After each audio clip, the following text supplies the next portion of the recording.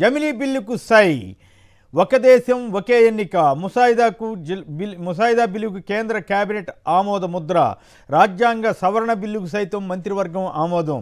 దీనివల్ల ఆంధ్రప్రదేశ్ సంబంధించినంతవరకు పెద్ద తేడా ఉండదు. కానీ కాకపోతే ఒక ఏడాదిన్నర ముందు నిజంగానే కనుక 2027లో ఎలక్షన్లు వస్తే అప్పుడు ప్రస్తుత ప్రభుత్వం యొక్క కాల పరిమితి తగ్గే అవకాశం ఉంటుంది. రైతు పోరు నేడే, చంద్రబాబు సర్కార్ మోసాలపై అన్నదాతల నిరసనకు వైఎస్ఆర్సీపీ బాసట, అన్ని జిల్లాలకు కలెక్టర్ల కార్యాలయాలకు ర్యాలీలు, సమస్యలు పరిష్కరించాలంటూ కలెక్టర్లకు డిమాండ్ పత్రాలంటూ కథనాన్ని ఇచ్చారు. రైతు భరోసా సంబంధించి బహుశా 20,000 రూపాయల హామీ ఇచ్చినటువంటి చంద్రబాబు గారి ప్రభుత్వం ఇప్పుడు ఆ ఊసే ఎత్తట్లేదు. బహుశా ఈ ఏడాదేనేమో ₹1 కూడా రైతులకు వెళ్లకుండా చేశారు. అలాగే రైతులకు గిట్టుబాటు ధరలు అసలు అందట్లేదు, ధాన్యం కొనుగోలు చేసే పరిస్థితి సరిగా లేదు అంటూ కథనాలు వస్తున్నాయి. ఆ వీడియోలు కూడా చూద్దాం. మొదలైంది బాబు మార్కు ఏరివేత, పెన్షన్లు 3 నెలల్లో రీవెరిఫికేషన్ చేయండి, పెన్షనర్ల అనర్హులను తొలగించడానికి కార్యక్రమం చేపట్టండి, రెవెన్యూ రికవరీ చట్టం కింద అనర్హుల నుంచి పెన్షన్ సొమ్మును రికవరీ చేయండి, వైకల్య మెడికల్ సర్టిఫికెట్ల జారీకి లోపాలు లేకుండా మార్గదర్శకాలు ఇవ్వండి అంటూ కలెక్టర్ సదస్సులో సీఎం చంద్రబాబు అన్నారు. వీటన్నిటి మించి ఇప్పటివరకు అనర్హులుగా ప్రభుత్వం గుర్తించిన వారు ఎవరైనా పెన్షన్ తీసుకుంటే వాళ్ళందరి నుంచి మళ్ళీ ప్రభుత్వం ఆ డబ్బు వసూలు చేసేదానికి చట్టాన్ని, రెవెన్యూ రికవరీ చట్టాన్ని అమలు చేయండి అని చంద్రబాబు గారు ఆదేశాలు ఇచ్చారు. ఇది ఒక సంచలనాత్మకమైనటువంటి విషయం. మరి బహుశా పేద వర్గాలంతా కూడా ఏమాత్రం కొద్దిగా ఆదాయం ఎక్కువ ఉన్నా కూడా ఇప్పుడు వాళ్ళందరూ సాగుకు వస్తుంది. వాళ్ళ దగ్గర నుంచి డబ్బులు వెనక్కి తీసుకునే పరిస్థితి రాబోతుందన్నమాట. అందరిపైన సెక్షన్ 111 కుదరదు అంటే వ్యవస్థీకృత నేరాల కింద ఇష్టారాజ్యంగా సోషల్ మీడియా వాళ్ళపై, ప్రత్యేకించి వైఎస్ఆర్ కాంగ్రెస్ సోషల్ మీడియా వారిపై ఇష్టారీతిలో కేసులు పెడుతున్న నేపథ్యంలో హైకోర్టు ఇచ్చినటువంటి తీర్పు కాస్త ఊరట కలిగించేది. ప్రభుత్వానికి అయినా కూడా ప్రభుత్వం, చంద్రబాబు గారి ప్రభుత్వం నిరంకుశత్వంగా ఇదే దిశలో ముందుకెళ్తుందా అన్నది చూడాలి. ఇక మధ్యాహ్నం భోజనం తిని 9 మంది విద్యార్థులకు అస్వస్థత చాట్రాయి దగ్గర జరిగిందట. అలాగే అమరావతికి ఇచ్చేది అప్పే, కొత్తగా మొత్తం ప్రపంచ బ్యాంక్ ఏడీబీ ఇచ్చే రుణం మొత్తం 13,500 కోట్లు. ఇందులో ఏడీబీ వాటా 6,694 కోట్లంటూ కథనాన్ని ఇచ్చారు. ఇక రాజధానిలో బ్యాంకు షరతులు, ప్రహేక్తి వార్త, కొత్తగా తీసుకునే భూములకు వర్తింపు, రిటర్నబుల్ ప్లాట్లు సేకరించే అవకాశం, రైతుల ఆందోళన, ఇప్పటికే కావలసినంత భూమి తీసుకుంటే మళ్ళీ కొత్త పాలసీ తీసుకురావాల్సిన అవసరం ఏముందని రైతుల్లో ఆందోళన వ్యక్తం చేస్తున్నారు. ఎవరూ కోర్టులకు వెళ్లకుండా గ్రామాలు, నిర్మాణాలు వేటిని తీసుకోవాలన్నా సరే తేలిగ్గా తీసుకునే విధంగా కొత్త నిబంధనలు రాబోతున్నాయంటూ ఈ పత్రిక సంబంధిత బ్యాంకు షరతును కూడా ప్రస్తావిస్తూ రాసింది.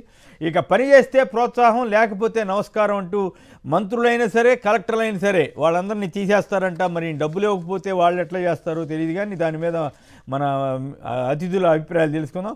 ఇక బిల్డప్ బాబాయిలు ఉన్నారు కదా, ఈనాడు, ఆంధ్రజ్యోతి, అమరావతి రై అంట, 6,800 కోట్ల రుణానికి ఏడీబీ ఓకే, ప్రపంచ బ్యాంకు బృందంతో 17న ఢిల్లీలో సమావేశం అంటూ మంచి రెచ్చిపోయి ఉత్సాహంగా ఉన్నారు. మొత్తం ఆంధ్రప్రదేశ్లో డబ్బు అంతా తీసుకొచ్చి ఒక అమరావతిలోనే పెడతామంటున్నారు.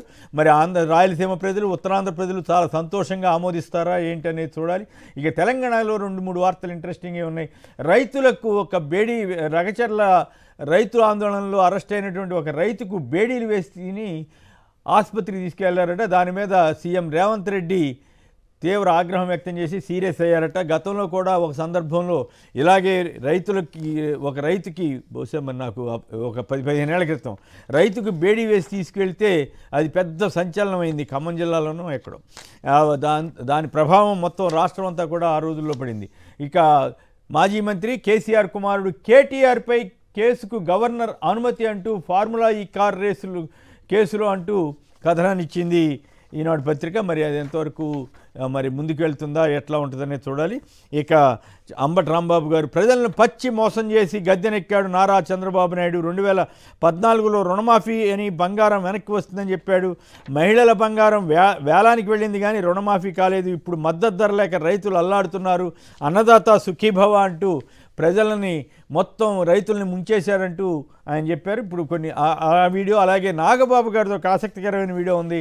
ఆ రోజుల్లో కొంతకాలం క్రితమే చంద్రబాబు గారి ప్రభుత్వం ఎంత అధ్వాన ప్రభుత్వం, కరెక్ట్ ప్రభుత్వం చెప్పారు. అలాగే కొందరు రైతులు వాళ్ళ ఆవేదనను కూడా విన్న తర్వాత చర్చలోకి వెళదాం.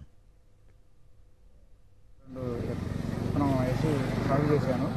పోయిన సంవత్సరం ఇది 200 రూపాయలు కామన్ దాని మీద 200 రూపాయలు పెంచుకున్నారు. ఆ ఆశతో 200 రూపాయలు ఆశతో నేను 22 ఎకరాలు పెట్టాను. ఈ సంవత్సరం అసలు ఎవరు మిల్లర్స్ ఈ విత్తనమే వద్దంటున్నారు. మరి గవర్నమెంట్ డెవలప్ చేసి విత్తనం ఇచ్చారు మాకు. మరి ముందలే చెబితే మేము ఊడ్చేవాళ్ళం కాదు. ఈ నాదండ్ల మనోహర్ గారు మినిస్టర్ గారేమో 24% ఉండా తీసుకోమంటున్నారు. ఈ విత్తనం అనేదానికి 80% మిల్లర్స్ తీసుకోవట్లేదు. మరి మేము ఏం చేయాలి? అధికారులు ఎవరో పట్టించుకోవట్లేదు. తేమ శాతం 24 ఉన్న కొనమన్నారు. అప్పుడు మాది 20కే వచ్చింది. 4 రోజులు నిమ్మ శాతం చెప్తే 20కే వచ్చింది. 20కి వచ్చినా 18కి వచ్చినా వాళ్ళు చోటు అడ్డుగోలుగా అడుగుతున్నారు.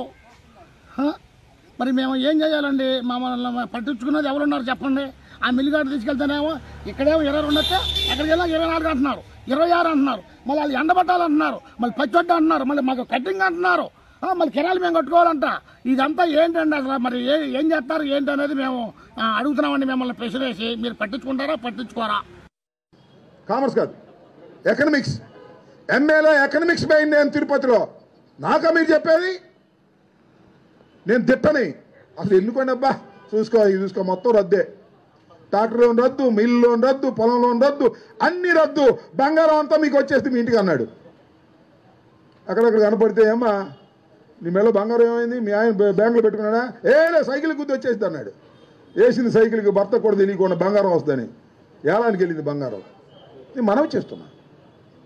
పచ్చి మోసం చేసినటువంటి వ్యక్తి మళ్ళీ గెలిచాడు. మరి మనం ఎందుకు గెలిచాడు ఏమో ఎట్లా నమ్మారో తెలియదు నాకు. మళ్ళీ వాడు అన్నదాత సుఖీభవ అన్నాడు. శ్రీమద్ రమారమణ గోవిందో గిట్టుబాటు ధర లేక చచ్చిపోయేటటువంటి పరిస్థితి ఏర్పడుతుంది.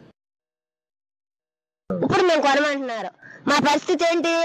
5 రోజుల నుంచి మొలకొచ్చేసి నానా అవస్థలు పడుతుంటే ప్రభుత్వం చూసిన వాళ్ళు లేరు, ఇదేంటని పట్టించుకున్న వాళ్ళు లేరు. మరి నానా అవస్థలతో రోజు 10 మంది కూలోళ్ళు పెట్టుకుని మేము వేసిన నష్టానికి ఏంటి మాకు? ఇక్కడ వచ్చి చూసిన వాళ్ళు కూడా లేరు. ఇప్పుడే వచ్చారు, మొలకొచ్చినాయి. 5 రోజుల నుంచి కళ్ళంలో నానా అవస్థలు పడుతున్నాం. నేను కొనమట్టాకి 7 వేసింది. 7 కొనమంటే ప్రభుత్వం మేమేమైపోతాం? నేను ప్రభుత్వం కొనుక్కుంది కదా ఈ ఒడ్డు, నేను కొనుక్కోమంటే మేము 7 వేయగలిగాం. నీడే కొనంటే మేము వేసేవాళ్ళం కదా. బీబీటీలు అసలు వద్దంటున్నారు, అసలు వద్దంటున్నారు.